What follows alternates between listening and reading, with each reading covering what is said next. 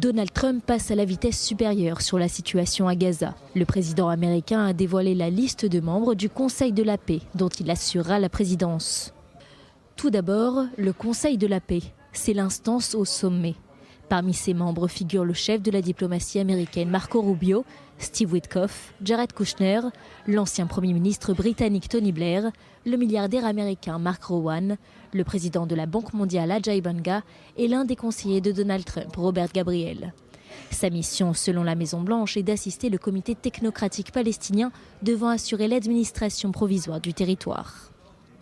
Le comité exécutif doit contribuer à soutenir une gouvernance efficace et la fourniture de services de pointe. Il est chargé de mettre en œuvre concrètement les décisions du Conseil de la paix. C'est le bras administratif du système. Plusieurs personnes y siégeront, parmi elles Steve Witkoff, Jared Kushner, Tony Blair, le ministre turc des Affaires étrangères Hakan Fidan, le diplomate qatari Ali Al-Tawadi, le chef des services de renseignement égyptien Hassan Rachad, le milliardaire israélien Yakir Gabay et la ministre des Affaires étrangères des Émirats arabes unis, Rehem Al-Hashimi. Le gouvernement technocratique, également appelé Comité national pour l'administration de Gaza, est une autorité civile chargée de gérer le quotidien local. Il sera chargé de superviser la restauration des services publics essentiels, la reconstruction des institutions civiles et la stabilisation de la vie quotidienne à Gaza. Il sera composé de 15 personnalités palestiniennes et présidé par Ali Shahat, ancien vice-ministre palestinien. Quant à la force internationale de stabilisation, elle serait chargée de maintenir l'ordre et la sécurité.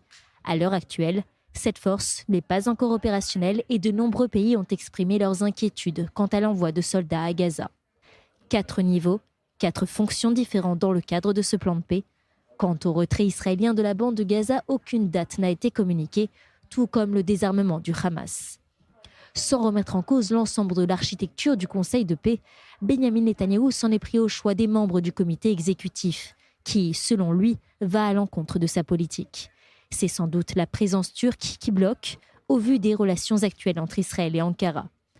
Autre point de friction, la dépouille du dernier otage Rangvili qui n'a toujours pas été restituée.